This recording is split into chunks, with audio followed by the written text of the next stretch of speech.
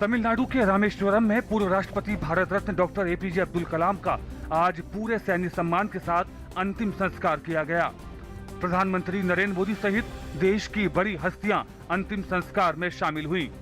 रामेश्वरम में हजारों लोगों ने अपने प्रिय नेता को दी भावभीनी श्रद्धांजलि। पूर्व राष्ट्रपति डॉक्टर एपीजे अब्दुल कलाम के अंतिम संस्कार के प्रति सम्मान प्रकट करने के लिए आज दिन भर के लिए लोकसभा की कार्यवाही स्थगित कर दी गई। कल 11 बजे लोकसभा की बैठक होगी। पंजाब के गुरदासपुर में हुए आतंकी हमले पर सरकार ने कहा है कि इस हमले को अंजाम देने वाले आतंकी रावी नदी के जरिए पाकिस्तान से आए थे। राज्यसभा में विपक्ष के हंगामे के बीच गृह मंत्री राजनाथ सिंह ने कहा कि सरकार भारत की सुरक्षा से खिलवाड़ करने वालों को मुंहतोड़ जवाब देने के लिए प्रतिबद्ध है। 1993 मुंबई बम धमाकों के दोषी याकूब मेमन को नागपुर केंद्रीय कारागार में दी गई फांसी।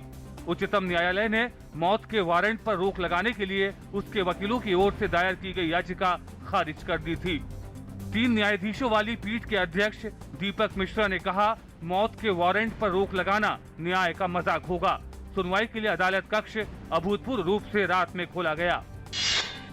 सदन की कार्यवाही को सुचारू रूप से चलाने के लिए लोकसभा अध्यक्ष सुमित्रा महाजन ने आज बुलाई सर्वदलीय बैठक में सदन को अनुशासित तरीके से चलाने, नियमों के पालन को लेकर होगा विचार विमर्श। संसद के मॉनसून सत्र के दौरान पक्ष विपक्ष के बीच गतिरोध की वजह से संसद की कार्यवाही में भी लगातार आ रही बाधा का हल निकालने की संभावना।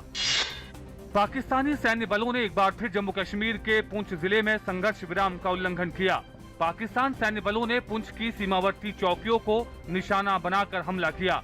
इस हमले में सेना का एक जवान शहीद हो गया। बंगाल की खाड़ी में कम दबाव के क्षेत्र ने चक्रवाती तूफान कोमेन का रूप धारण किया। भारतीय मौसम विभाग के मुताबिक कोमेन के चलते शनिवार तक पश्चिम बंगाल, ओडिशा, मिजोरम, त्रिपुरा और असम में भारी बारिश का अनुमान है।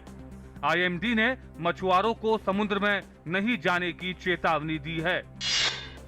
उत्तरी गुजरात के बनासकांठा सहित दूसरे बाढ़ प्रभावित इलाकों में राहत कार्यों में तेजी लाई गई है। प्रभावित इलाकों में एनडीआरएफ की 14 टीमें सेना और वायुसेना के हेलीकॉप्टरों की मदद से राहत और बचाव कार्यों में लगी हैं। राहत कार्यों में तेजी लाने के लिए केंद्र सरकार ने 4 और हेलीकॉप्टर भेजे हैं। वहीं गुजरात सरकार ने बनासकांठा जिले के लिए 300 करोड़ रुपए की नकद राहत की घोषणा की है।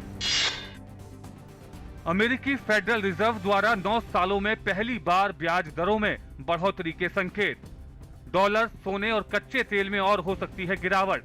भारत पर होगा मिला जुला असर।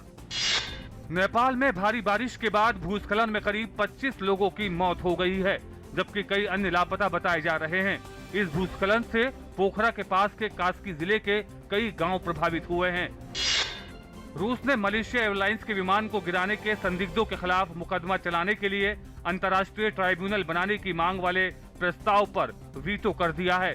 1 साल पहले इस विमान को पूर्वी यूक्रेन के ऊपर मार गिराया गया था और इस पर सवार सभी 298 लोग मारे गए थे। खिलाड़ियों की मांग को देखते हुए अखिल भारतीय टेनिस संघ ने चेक गणराज्य के खिलाफ 18 से 20 सितंबर तक होने वाले डेविस कप विश्व ग्रुप प्लेऑफ मुकाबले के लिए दिल्ली को मेजबान स्थल चुन लिया है।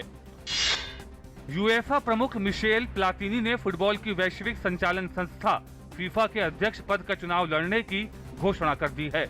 प्लातिनी की इस घोषणा के साथ हफ्तों की इन अटकलों पर विराम लग गया कि सेप ब्लैटर का उत्तराधिकारी चुनने के लिए होने वाले चुनाव में फ्रांस का ये 60 वर्षीय पूर्व खिलाड़ी दावेदारी पेश करेगा या नहीं।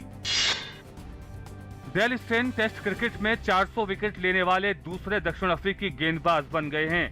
स्टेन ने बांग्लादेश के खिलाफ खेले जा रहे दूसरे टेस्ट के पहले दिन तमीम इकबाल को आउट कर ये उपलब्धि हासिल की। ये स्टेन का 80वां टेस्ट है।